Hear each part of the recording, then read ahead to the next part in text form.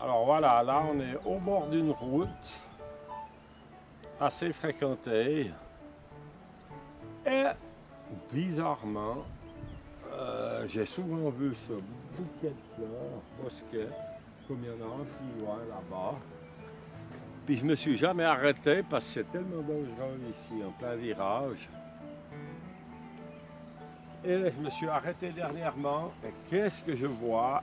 Ce compagnon rouge. C'est une sorte de compagnon rouge, ça, qui est de toute façon un silène quelconque, hein, un dianthus. Ah ben tiens, il colle, ça serait une indication. Donc c'est une sorte d'œillet, hein, une sorte de silène. Magnifique.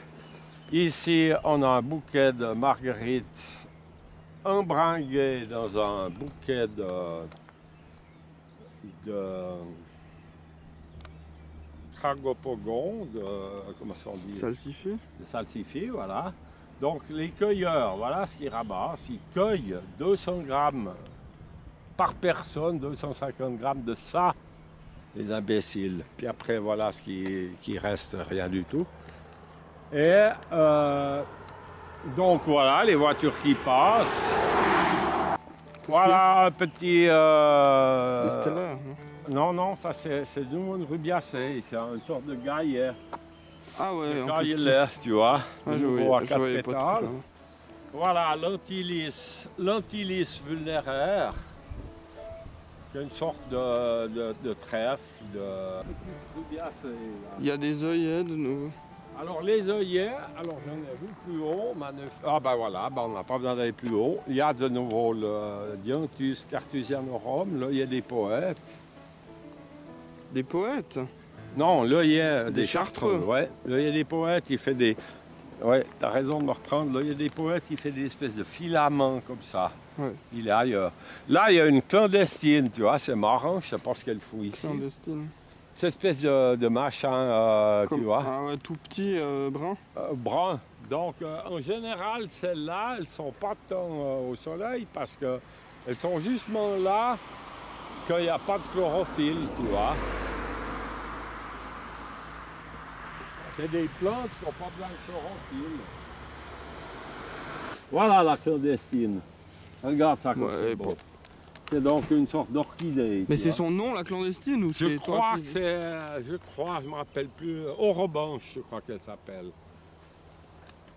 Je crois qu'elle s'appelle l'orobanche, mais je ne suis pas sûr. C'est en tout cas une sorte d'orchidée, mais qui n'a pas de chlorophylle. Elle n'a pas de verre. Ouais, elle ne fait pas de photosynthèse. Voilà, elle n'a pas besoin de la photosynthèse. Ici, il n'y avait pas de pissenlit, puisqu'il n'y a pas de traitement. Presque pas de pissenlit, c'est des épervières, mais la même famille que le pissenlit. Donc. Le fort petit cyprès, qui est donc une plante qui a du lait. Le forbiacée, hein. Ouais. Et maintenant, ce que je veux dire sur la route, j'ai marqué, mais en vitesse, j'ai marqué 9 arguments. Ouais. Pourquoi est-ce qu'il y a tout ça là au bord? C'est quand même très paradoxal. On est au bord d'une route, il y a les voitures et il y a une richesse incroyable. Donc, j'ai marqué en 1, personne ne les cueille. Parce que regarde, nous, on risque de se faire éclaffer là au bord. Personne ne vient là, personne ne s'arrête pour voir ce que c'est que ces fleurs. Deuxièmement, l'engrais, il est plus haut, mais ici, personne ne fout d'engrais, parce qu'on ne cultive rien. Troisièmement, il y a le phénomène de la pente, comme dans le vignoble de Lavaux, qui est face au lac Léman, il y a le phénomène de la pente. Quatrièmement, ce qui remplacerait dans Lavaux, c'est le lac qui reflète les rayons. Mais ici, ça serait la route. D'ailleurs, on sent ici qu'il fait chaud. Et d'ailleurs, si tu regardes là en bas, François, là tu peux filmer, on a des plantes grasses. Ouais. C'est bien que cet endroit est un endroit chaud. Sixièmement, ça va avec l'engrais, mais pas tout à fait. Sixièmement, personne ne cultive ça. Hein? Ouais. Ça fait des centaines d'années, enfin en tout cas une centaine d'années, depuis qu'il y a la route et les voitures, que personne n'a cultivé ça. Septièmement, personne ne marche. Parce que dans les coins où les gens marchent, comme au signal de bougie, eh ben, il n'y a plus rien. Ouais. Huitièmement, à un point, mais on peut aller jusqu'à 20 si on veut bien réfléchir. Huitièmement, c'est comme au bord des chemins de fer. Je pense que les voitures qui passent ressèment les plantes. Ouais. Elles prennent des graines dans leur roue, puis elles les ressèment plus loin. Ouais. Puis elles peuvent les prendre à 2 km dans le rétroviseur Voilà. ou quoi, et Tout elles à fait. retombent là. Et puis, alors, neuvièmement, alors là, un truc beaucoup plus controversé, et beaucoup moins poétique pour l'écologie, c'est que là au bord, il y a des gaz. Et que Les plantes se bouffent le CO2. ouais, le CO2 des voitures profite directement aux plantes. Ouais.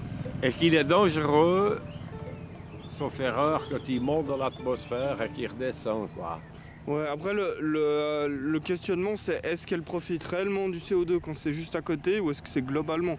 Globalement on sait qu'elle profite du CO2 mais est-ce que le fait d'être juste à côté... Là, on n'est pas sûr, on n'est pas assez physicien. on n'est pas assez spécialiste de tout ça pour en parler. Eh bien voilà encore une scabieuse, puisque un film là juste scabieuse. Alors ce que je voulais dire de la scabieuse, qui a un nom poétique, on la trouve la scabieuse dans Alphonse Daudet, dans La chèvre de M. Seguin, qui a lutté toute la nuit. Elle a lutté toute la nuit. Non, elle n'a pas lutté toute la nuit, mais elle s'est taillée de chez M. Seguin. Et toute la nuit, elle était heureuse sous la lune. Elle mangeait des plantes de la montagne, parce qu'elle était allée à la montagne. Et elle papillonnait dans les scabieuses. Il parle juste dans des scabieuses, que cette fleur. C'est pour ça que, voilà. Et au matin, le loup est arrivé, elle a lutté, puis elle s'est fait manger. Puis voilà, ce qui m'arrachait les larmes quand j'étais enfant. Cette chef de M. Seguin, qu'on fasse un conte pour enfants avec une histoire aussi triste, mais c'est magnifique. Ouais, c'est fait pour dire aux enfants de pas se tailler. Hein. Sans doute, ouais. Bah, c'est une métaphore du gamin qui se part de sa maison et qui se fait capturer par un salopard. C'est vrai, mais c'est magnifique. Relire n'importe quand La chef de M. Seguin m'arrache toujours les larmes. Bah, c'était des contes pour enfants où on prenait pas les enfants pour des attardés mentaux en fait. Ouais. Parce que maintenant il y a quand même des trucs pour les enfants, on dirait. Mais Alphonse Daudet, c'était pas si vieux que ça, hein. Donc c'était pas les contes de Perrault, Alphonse Daudet, c'était le C'est 1800, 1900 Ouais, 1900. C'est pas si vieux que ça, c'est bien plus frère que les contes de Perrault. Hein. Ouais, mais bon, 1900, c'était quand même il y a 120 ans maintenant. Ouais. Voilà François, alors. Oh, regarde, magnifique. Ah, attends, je voulais te dire aussi. Qui va arriver. Du coup, faut dire qu'il faut pas faucher. Regarde, c'est beau. Donc, on a encore des choses magnifiques à voir sur ce talus et ailleurs. Bah, en fait, c'est dès que l'être humain il fout la paix parce qu'il en a rien à faire que ça devient beau. Absolument. Parce que si c'était plat, là, on aurait foutu un champ, puis ce serait fini. Bien sûr. Et bah, pareil pour l'autre. L'endroit où on a filmé les sauges, c'était pareil. Hein. C'était un coin de champ trop en pente. Ouais. Le paysan, ça lui faisait chier de foutre les engrais. Voilà. Et partout, c'est plat. Partout, il y a de quoi cultiver. C'est fini, il n'y a plus de haies. C'est mort. Et même la pleine forêt. Hein. Même la pleine forêt, quand elle est plate, elle est exploitée. Ils coupent les arbres, ils gèrent tout. Il n'y a plus que des sapins et des hêtres. Ouais. Bon, malgré tout, ce qu'il y a quand même à remarquer, c'est qu'on est au printemps, puis je viens de voir un papillon, mais que c'est un machin du chou, là, une pierrite du chou, je sais pas quoi. Ouais. Et puis que c'est tout, hein, puis qu'il n'y a rien d'autre. Bon, il y en a encore quelques-uns des insectes, hein. Ouais. Pas beaucoup. J'espère. Bon, on y va, François, parce qu'on n'a pas que ça à faire, on doit aller acheter des planches. Ouais. Pour stocker des orgues. Amour, délice et orgue. Les trois mots français. Tu sais ce qu'ils ont de spéciaux, c'est Amour, délice et orgue. Mais c'est beau qu'il y ait que ces 3 mots. Amour, délice et orgue. Ils ont quoi? Ils ont une particularité en orthographe? Ouais. Je sais pas. C'est les 3 seuls mots qui sont un orgue, de belles orgues. Ah ouais. Un amour, de belles amours. Ah, ils sont masculins au... Ils sont masculins au singulier et féminins au pluriel. Ouais. Je sais pas pourquoi, mais c'est l'assemblage. Si c'était amour, délice et pneu neige, ça serait moins joli. Ouais. Tu vois. La nature va quand même finir par être, on dit pas vaincrice, ça se dit pas, mais vainqueur. On dit victorieuse. Victorieuse, bravo François. La nature va être victorieuse de cette chose, et puis l'homme, voilà l'homme, tu peux filmer ce poteau, et regarde ce qu'il y a dans le poteau, tu verras pourquoi la nature est toujours victorieuse, si tu arrives à filmer. Ça, je vois rien. Ben, essaye de régler macro. Ouais, mais attends, avec la lumière, là, c'est infernal. Je sais pas ce que je filme.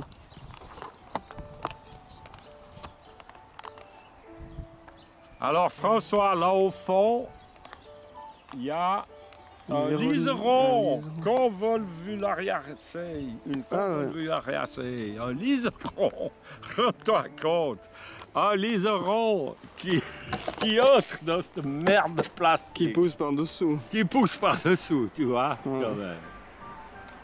Donc on a beau faire ce qu'on veut, je crois que la nature sera toujours gagnante. Hein? Ouais, bon. Et ça c'est vraiment un symbole magnifique.